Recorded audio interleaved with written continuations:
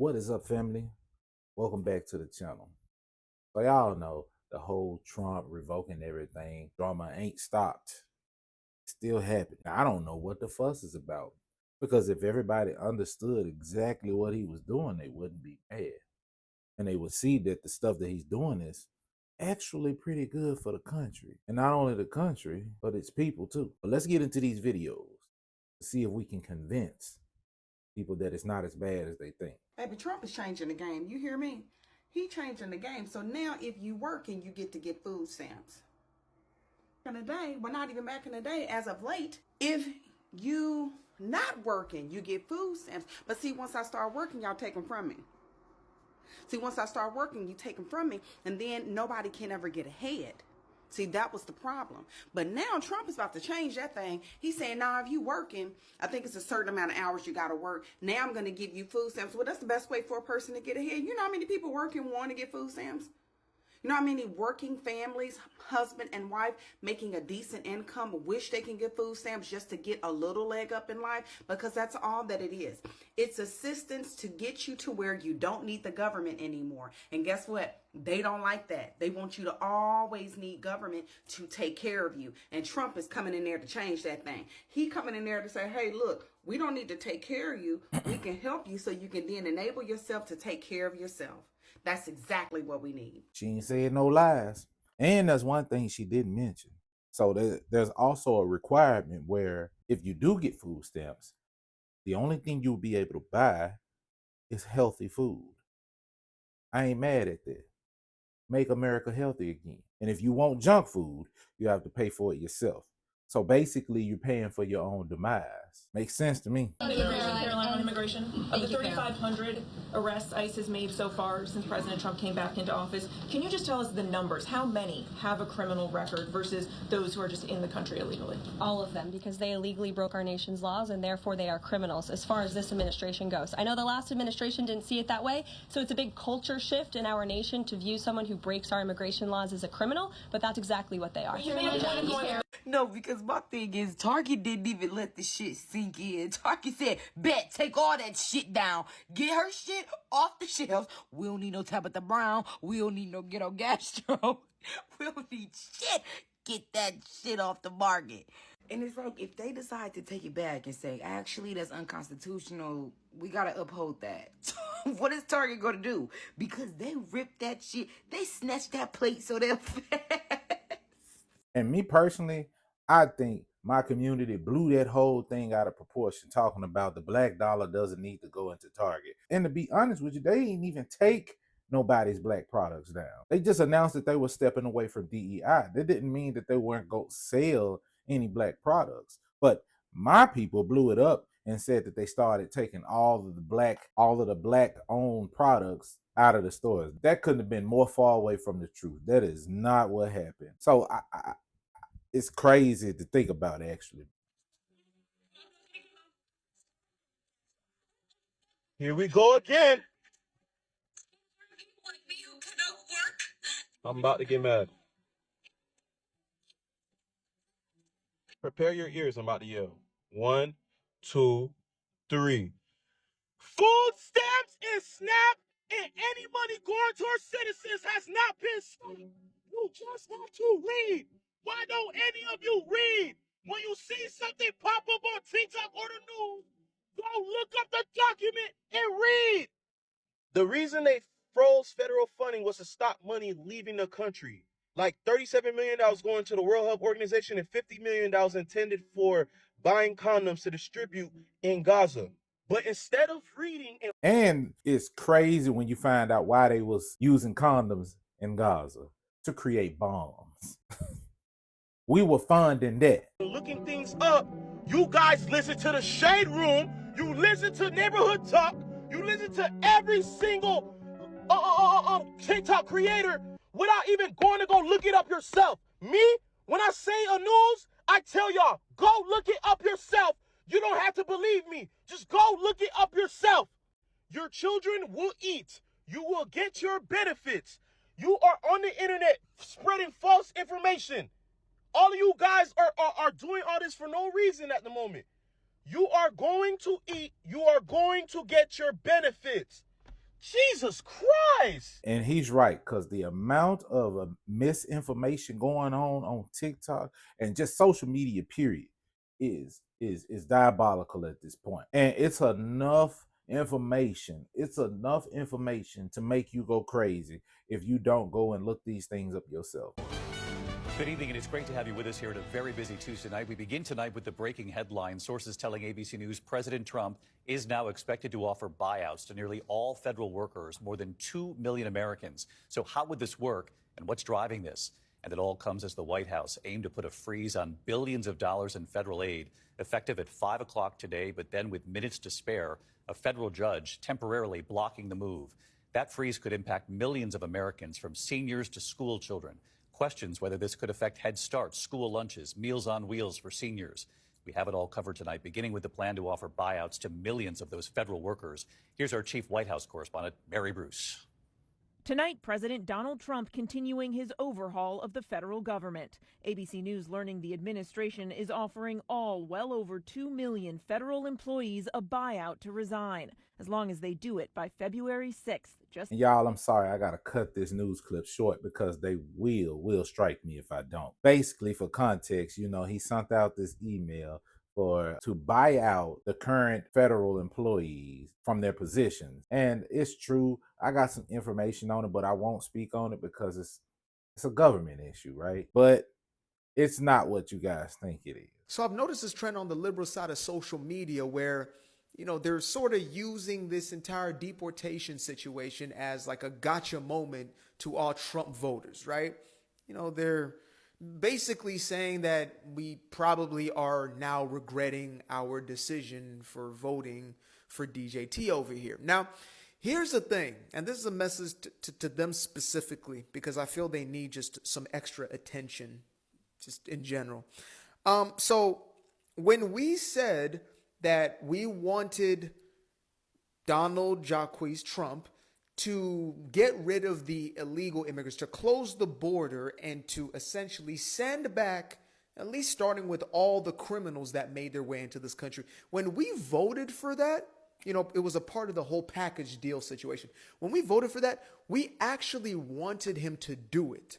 I think that might be the large contrast and difference between what we voted for and y'all voted for. Y'all voted because y'all hate the man. Like that, your vote was basically driven by your manufactured hatred for DJT, whereas we voted based upon things that we actually wanted to see happen, the things that we wanted to see change. The way that you're supposed to vote.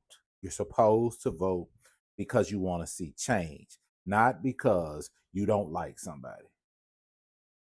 The legislation we wanted to see passed.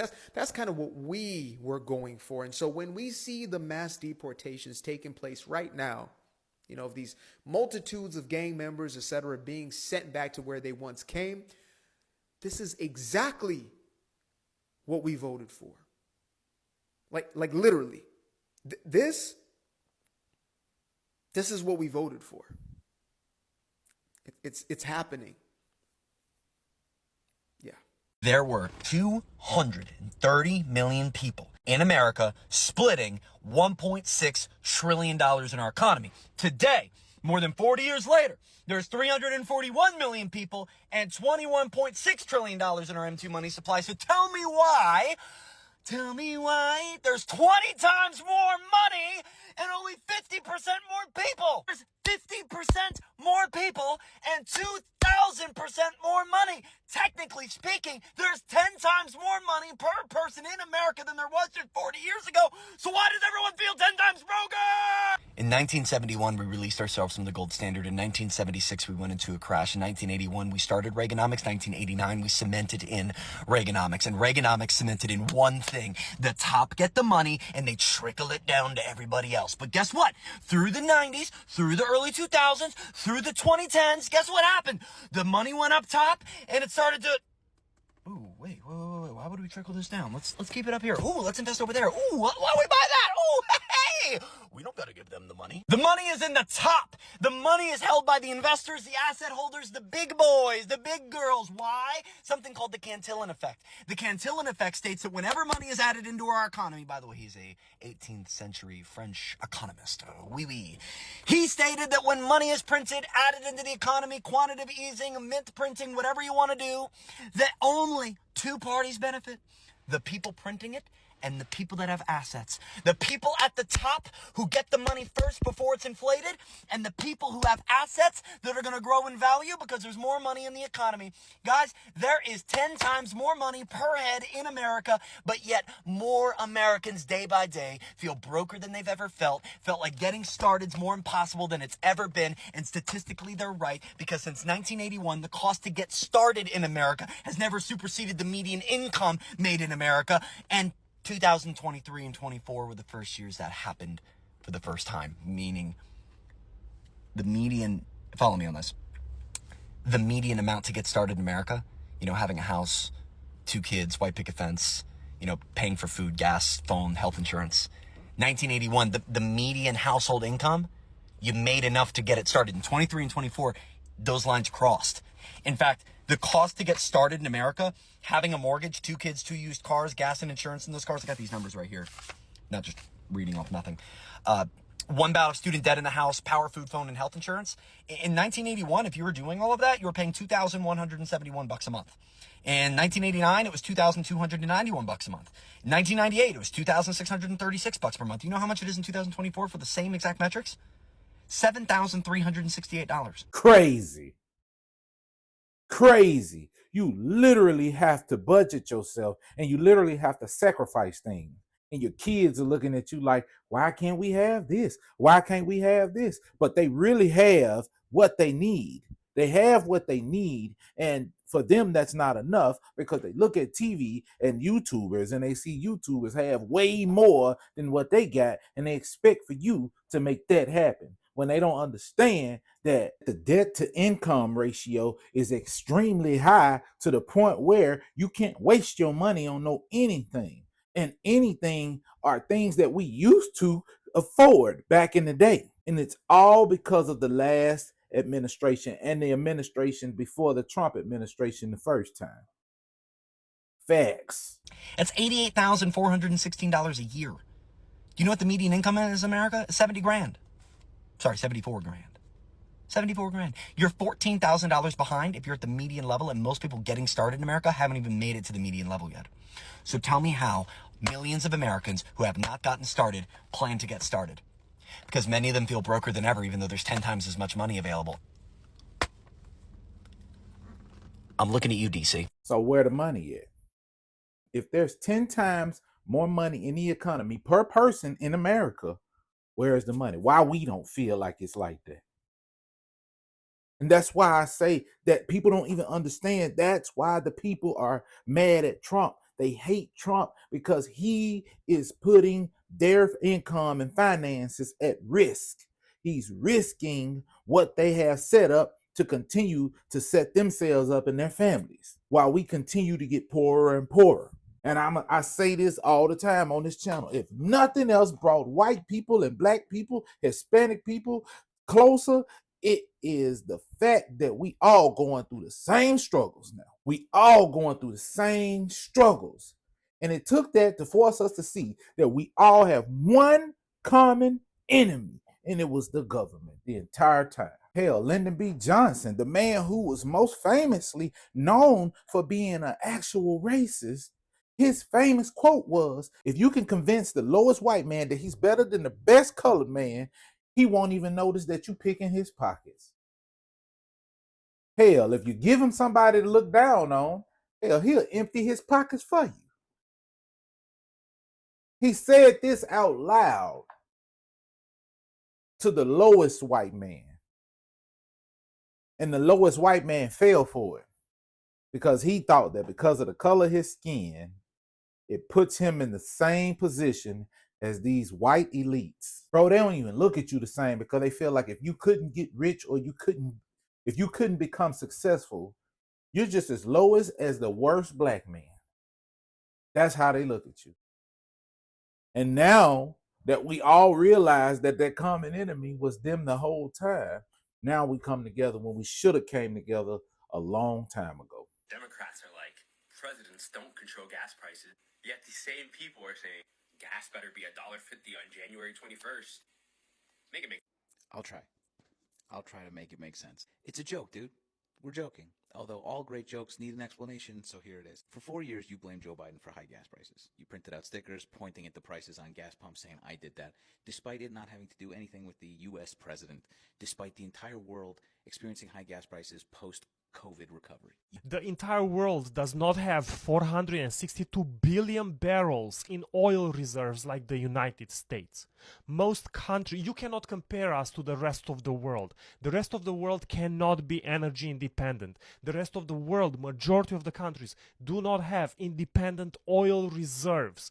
We cannot be compared to them because we have that and we can be energy independent. However, let's go on a timeline on the actions that the Biden-Harris administration took against the oil and natural gas industry. On January 20th, 2021, one of Biden's first actions was to revoke approval for the Keystone Pipeline and impose a moratorium on oil and gas leasing on federal lands, even though 25% of the United States production comes from federal areas. So basically, all of a sudden, you have 25% less production in the United States of oil, which directly affected the cost. I know that cost went up in other countries as well. However, it went up here. Why? Because they made it so. In June 1st, 2021, Biden proposed eliminating a slew of tax benefits for oil, gas, and coal producers in favor of electric vehicles and other low-carbon energy alternatives as part of his $6 trillion budget for the next fiscal year.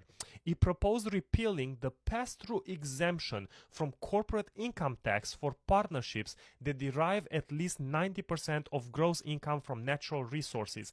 Eliminating these tax provisions imperils the United States energy security by raising costs for domestic producers and would increase America's reliance on foreign energy supplies. So we can be energy independent. However, let's mess it up for our energy providers and let's get energy from other countries because that sure sounds very pro-American.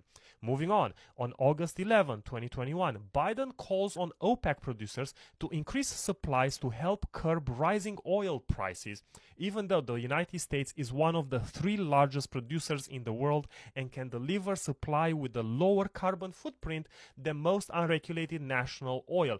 Which just tells me that since we can deliver on a lower carbon footprint and we decide not to do that and we decide to buy our oil from other countries that have a larger carbon footprint when they process the oil, it just shows how it's all for show. No pun intended. On October 29, 2021, Biden and Democrats proposed a methane fee in the proposed budget bill. The fee would start at $900 per ton in 2023 and would increase to $1,500 in 2025.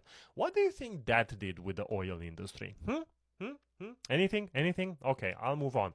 November 17, 2021, Biden sent a letter to the Federal Trade Commission chair encouraging an investigation into gas companies and retail gas prices. In 4 months, it marked the second time that the White House requested a probe into retail fuel prices, even though gasoline prices are set in a global commodity marketplace and were only following market trends in crude and refined products. So there's a global trend. The United States companies were following that trend, and the White House decided to investigate them because that makes sense. Nothing screams tyranny like that.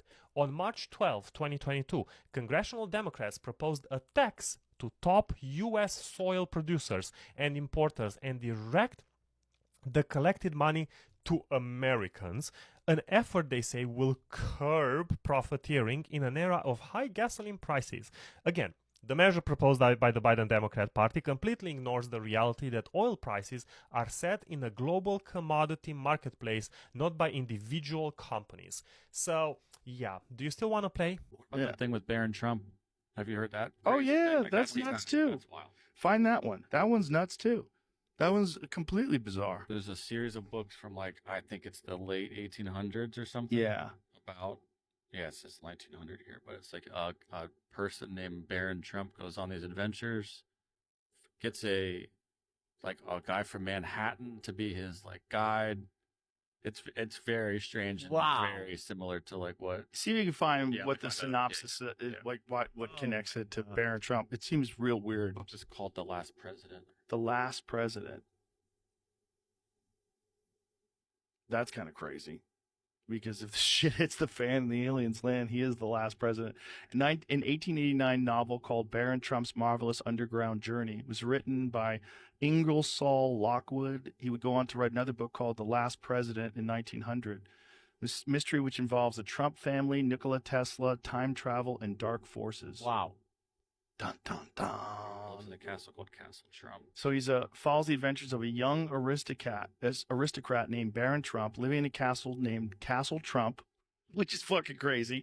The character is described as intelligent, curious, and somewhat arrogant, guided by his mentor, Dawn. Baron embarks on fantastical journeys, including one to discover a magical portal in Russia. Then it goes into the book, 1900, The Last President. Chilling book when I first read it, man. And a lot of things in that book has already happened. So it kind of makes you think, is time travel actually real? Do you agree with me that the United States should join every other major country on earth and guarantee health care to all people as a human right? Yes? No? Senator, I can't give you a yes or no answer to that question. Healthcare a human right?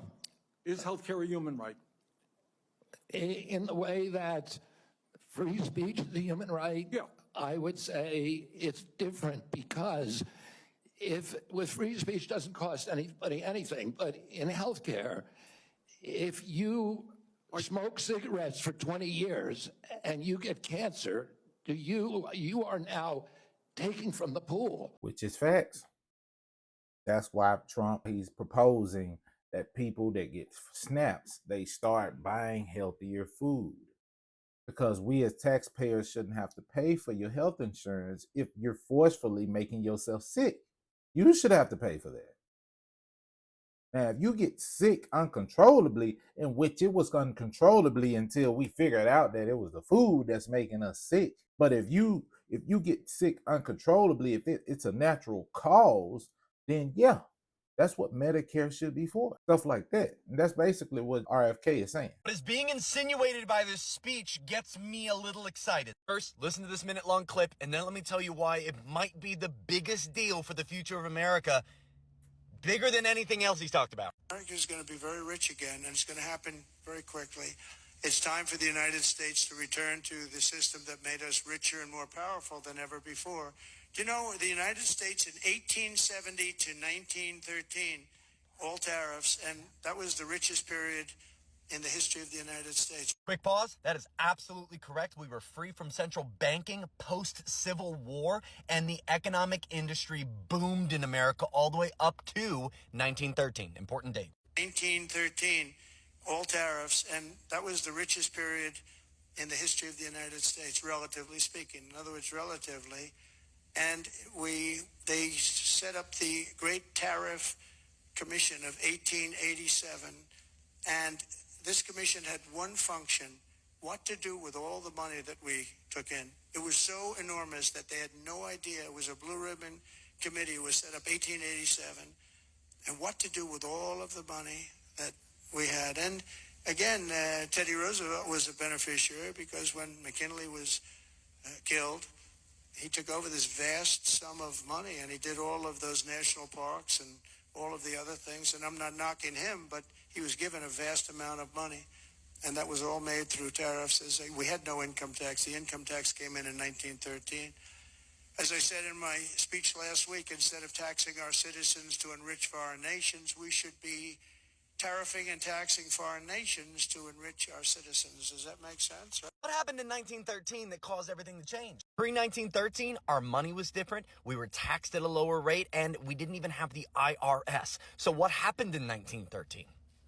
We founded the Federal Reserve. Let me tell you what I think this is leading to. He has been very vocal in wanting the Fed to lower interest rates, which would make mortgage rates, car rates, rates on any loan lower. Stick with me. This could be the biggest financial move in American history. Follow me here. If he is already removing the IRS, firing over 80,000 people, and the IRS is an arm to collect taxes for the Central Reserve for our country. Here's where this gets wild. If we were to remove income tax as well as the IRS, we are removing a lot of the need for the Federal Reserve. The lone job would come down to their monthly meeting to decide where interest rates should be. You know what this speech tells me and other speeches prior to? Trump gets the game.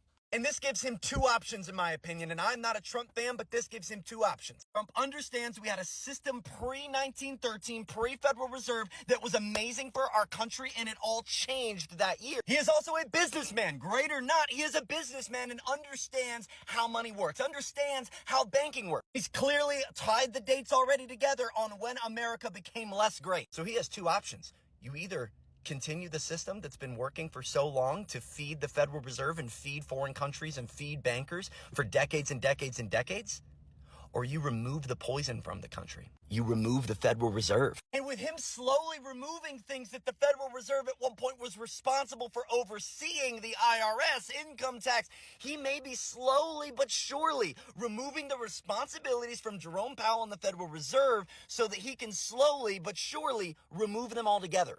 What is being insinuated by this speech gets me a little excited. First, listen to this minute-long clip, and then let me tell you why it might be the biggest deal for the future. I'm telling you, Trump is all about making the people rich. That way, we don't have to depend on the government. Then the government can do what it's supposed to do when things need to be done. Not support its people financially, but to make sure its people can support themselves financially. That's the key. That's what we need to get to. I don't want to take food away from anybody. If you like a cheeseburger, a McDonald's cheeseburger, or Diet Coke, which my boss loves, and you should be able to get them. If you want to eat Hostess Twinkies, you should be able to do that. But you should know what the impacts are on your family and on your health.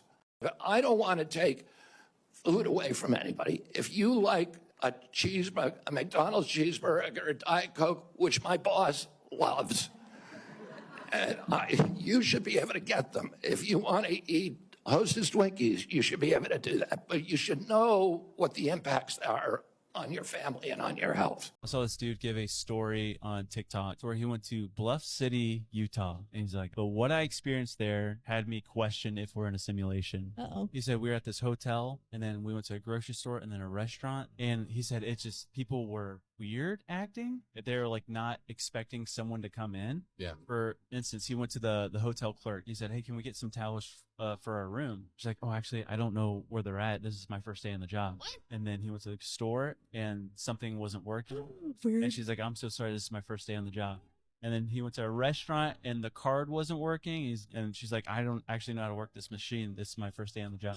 Dude, it was And he's like like a Truman Show. what is happening? Yeah. But then another guy who duetted it, he didn't have a story like that, but he said he stopped in Bluff City and he saw this hitchhiker girl walking on the side of the road, but his car was packed. He's like, I can't pick her up or whatever. He said 30 miles down, the same girl Stop it. was Right. walking. But like it always reminds me of the Truman Show. There's got to be a civilization or a community that's pulled that off. North Korea.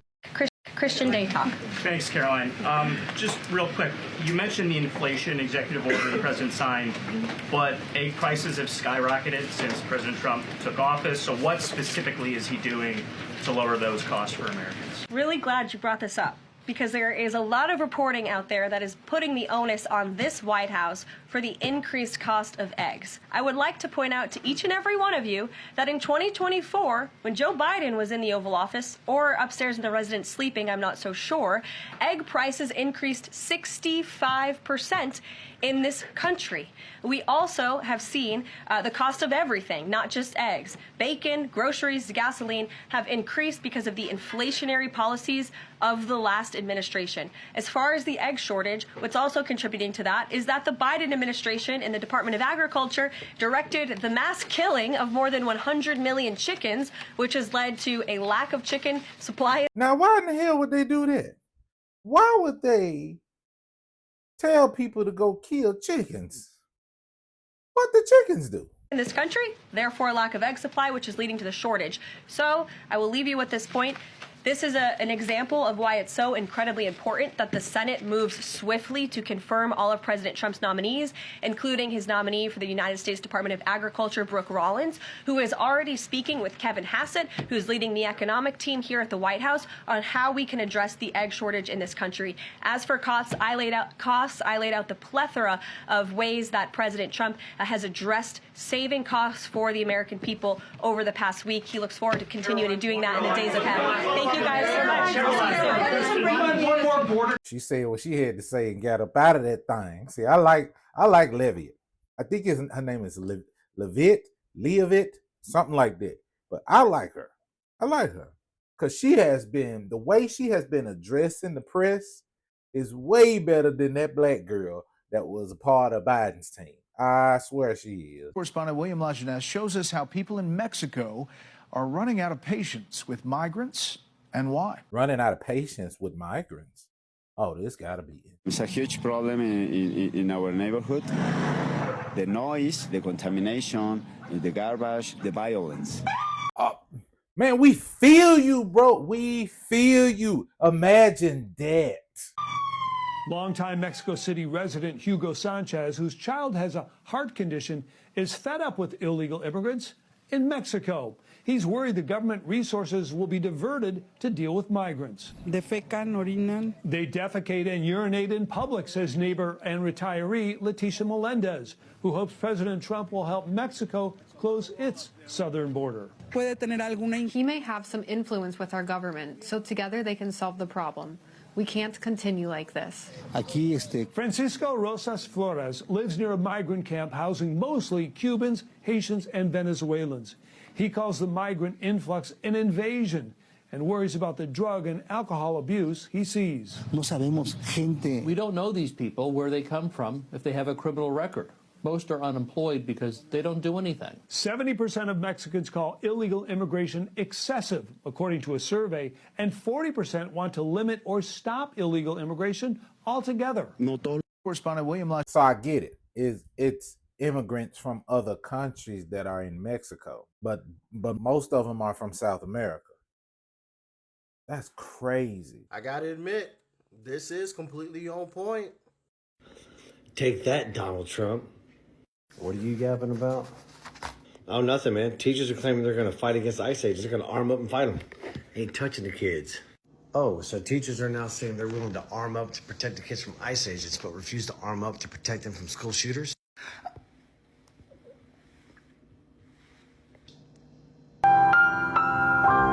And that's to let you know. That proves that most all school shootings are psyops. I'm not saying that it's fake, like the actual people that get hurt are fake, but it's all propaganda and put together though. Because why wouldn't you arm up to protect them from school shooters, but arm up to protect them from ICE agents? Valid question. Shit's getting weird.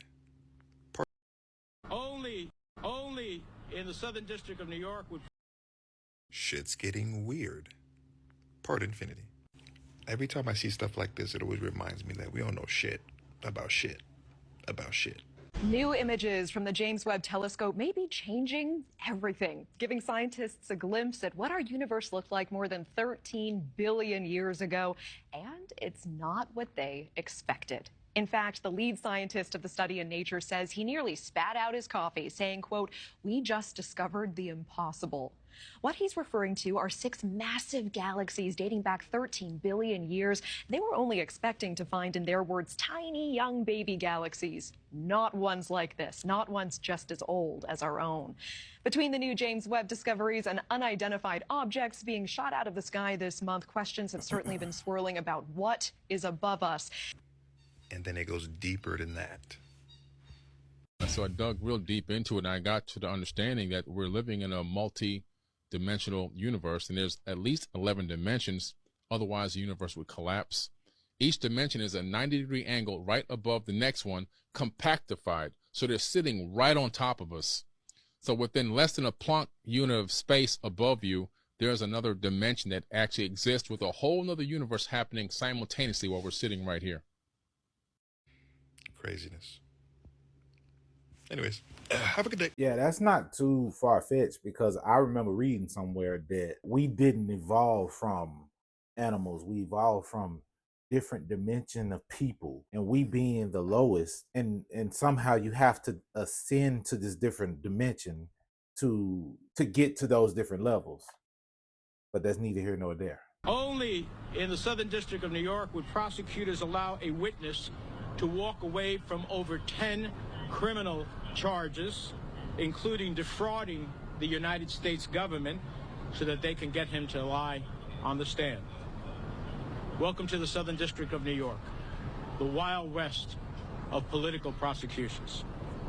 President Trump is right. This process is political and it's corrupted to the core.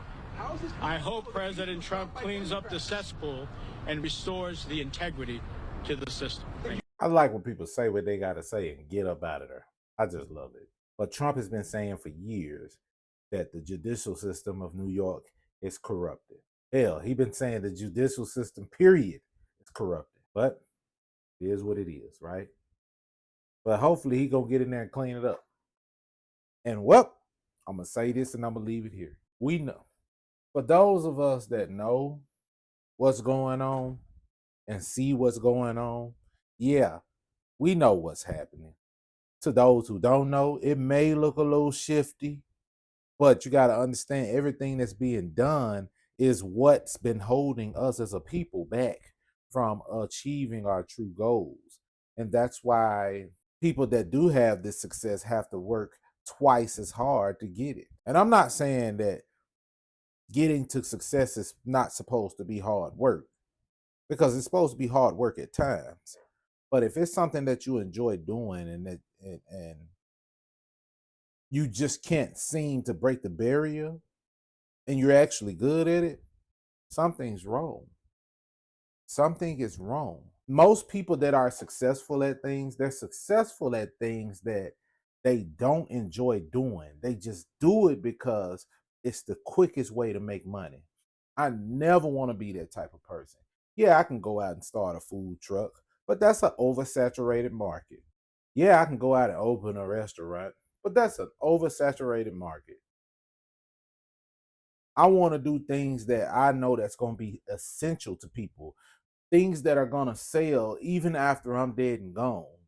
This is why you have companies like Glad that create trash cans and food containers and stuff like that, and trash bags that will forever live on. Essential businesses. And not only did they create this stuff, they have their stuff is set apart from other trash bags. I'm not saying they were the first people to create trash bags, but their trash bags are set apart from everything else. Their containers are set apart from everything else. And it's fairly cheap. And those companies will never go anywhere. You know why? Because they created a essential business. A food truck ain't an essential business, because some people may want your whatever food you cook on your food truck today and may want McDonald's tomorrow. It doesn't mean that's going to last forever. The goal is to create something that becomes autonomous, right? I want to get into things like, essential goods. Like I want to create a TV or a refrigerator or a kitchen appliance, like a blender or something like that. Because Ninja, they ain't going nowhere. Ceiling fans, stuff like that. Those things are essential. Houses are being built every day, and you would be lucky enough to be that brand that gets put in those 78 new homes they built in the subdivision. And then if you get good reviews, hey, we use these fans all the time. New homes are going to select your brand continuously. Those are the things that I want to get into. But because of the way things are set up, like the guy said in the video, to get started on things like that is nearly impossible. I don't want to go do something that I don't enjoy just to get started. I want to get started with something that I enjoy. That way, when I know I put my time into it, I'm not resenting it. But everything's different for everybody. I don't speak for everybody. I speak for myself. But I know with the way things are going and with the way things are unraveling, the chances of us being able to do that is right around the corner, y'all. And I could rant, but I won't. And with that being said, like I always say, do what you will with that information. And hey, if you like what you saw, make sure you comment, like, and subscribe. Turn on that notification bell so you know when I upload. Get in the description, hit that beacons link, and follow all my social medias. And remember, challenge the argument and not the person.